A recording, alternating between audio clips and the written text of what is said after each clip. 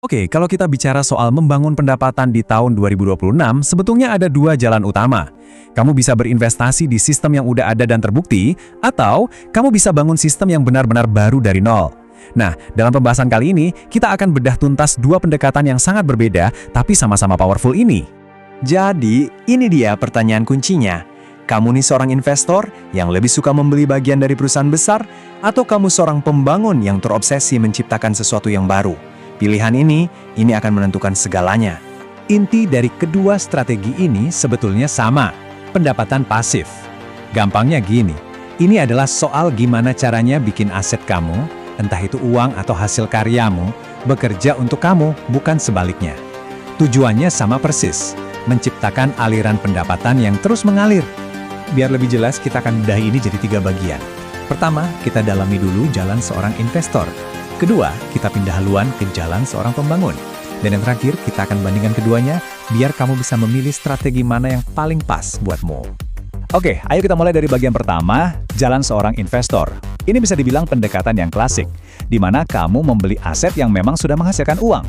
Dan secara spesifik, yang kita bahas adalah saham dividen. Jadi, apa sih saham dividen itu? Bayangin aja, kamu punya sepotong kecil dari perusahaan raksasa. Dan, sebagai ucapan terima kasih karena sudah berinvestasi, mereka kasih kamu sebagian dari keuntungan mereka secara rutin. Nah, itulah yang kita sebut dividen. Eits, tapi tunggu dulu. Nggak semua saham dividen itu bagus loh. Investor yang cerdas itu selalu mencari beberapa kriteria kunci. Riwayat pembayaran yang konsisten, arus kas yang sehat, dan rasio pembayaran yang berkelanjutan. Nah, rasio pembayaran ini penting banget. Ini menunjukkan berapa persen laba yang dibagikan, jadi kita tahu perusahaannya masih punya cukup uang untuk terus tumbuh. Komitmen terhadap dividen ini saking kuatnya sampai melahirkan julukan khusus, Raja Dividen. Ini bukan main-main loh.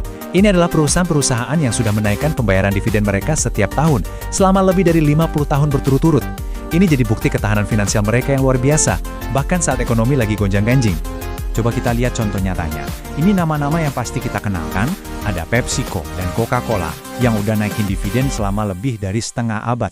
Bahkan perusahaan di sektor energi kayak Chevron atau di sektor kesehatan seperti AbbVie juga menunjukkan konsistensi yang gila-gilaan. Ini bukan perusahaan hype sesaat, ini adalah pilar-pilar ekonomi yang sudah teruji oleh waktu. Jadi, intinya kenapa orang memilih jalan ini? Pertama, kamu bisa dapat lebih banyak pemasukan tunai untuk setiap dolar yang kamu investasikan. Kedua, harga sahamnya cenderung lebih kalem, nggak naik turun drastis. Dan ketiga, kalau kita lihat jangka panjang, total imbal hasilnya, yaitu gabungan dari kenaikan harga saham plus dividen, seringkali sangat menarik. Sekarang, mari kita putar haluan 180 derajat ke jalan yang beda banget, jalan seorang pembangun. Kalau tadi kita bicara soal membeli mesin penghasil uang, sekarang kita bicara soal membangun mesin itu sendiri, dan mesin itu bernama MicroSaaS. Apa itu MicroSaaS? Coba bayangin sebuah software yang nggak sok-sokan mau menyelesaikan semua masalah semua orang. Justru sebaliknya, dia cuma ngerjain satu hal dengan sangat-sangat baik untuk sekelompok kecil orang. Dan karena nilainya itu berkelanjutan, pelanggan pun rela bayar biaya langganan setiap bulan. Dan potensi pendapatannya, nah ini bagian yang bikin ngiler. MicroSaaS yang sukses itu biasanya bisa menghasilkan antara 5.000 sampai 50.000 dolar dalam pendapatan berulang bulanan. Dan seringkali ini dibangun cuma sama satu orang atau tim yang super kecil. Tentu, ini kedengarannya keren banget, tapi gimana cara menemukan ide yang solid? Kuncinya adalah validasi. Kamu harus pastikan idemu itu benar-benar memecahkan masalah nyata untuk audiens yang spesifik. Kamu juga perlu lihat siapa aja pesaingmu dan pastikan kamu bisa menawarkan nilai yang berkelanjutan yang bikin pelanggan mau bayar terus setiap bulan. Sebenarnya, inti dari pencarian ide ini bisa kita ringkas jadi satu kalimat. Carilah rasa frustrasi. Fokus aja sama tugas-tugas berulang yang membosankan, yang orang benci kerjakan, terutama di industri yang mungkin dilupakan sama raksasa teknologi. Disitulah seringkali peluang emas tersembunyi. Biar lebih kebayang, ini ada beberapa contoh konkret. Coba pikirin, sebuah alat AI yang bantu restoran membalas ulasan online secara otomatis, atau CRM yang dirancang khusus untuk para pelatih kebugaran. Bahkan bisa sesederhana alat yang otomatis bikin ringkasan dari episode podcast. Lihat kan polanya? Setiap ide ini menyelesaikan satu masalah spesifik untuk audiens yang sangat jelas. Oke, kita udah lihat kedua jalan tadi. Sekarang, mari kita sandingkan keduanya secara langsung. biar kamu bisa memutuskan mana yang paling cocok. Perbandingannya kontras banget kan? Saham dividen itu menawarkan volatilitas yang lebih rendah dan usaha yang lebih pasif setelah riset di awal.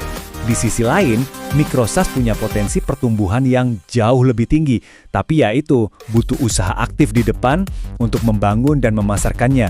Jadi pilihanmu sebenarnya antara stabilitas dan potensi skala yang lebih besar.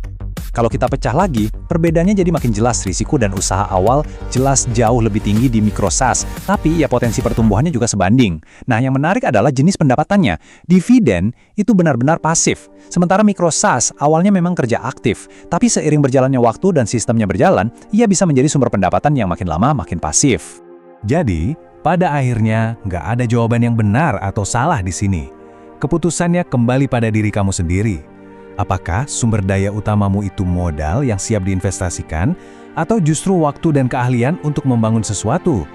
Jawaban atas pertanyaan itu akan menunjukkan jalan mana yang harus kamu ambil. Pada dasarnya, ini pilihannya. Apakah kamu mau membeli sepotong kecil dari kue ekonomi yang sudah ada dan sangat besar, atau apakah kamu mau pakai celemek dan membuat kue baru dari awal?